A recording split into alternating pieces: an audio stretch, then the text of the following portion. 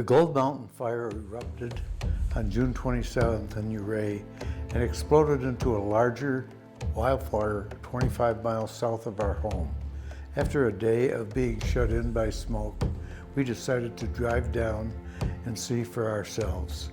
We show footage from County Road 24, County Road 5, and driving through Ridgway.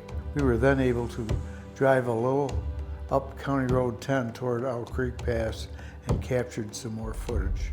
The fire is over 31,000 acres in size and is now 8% contained.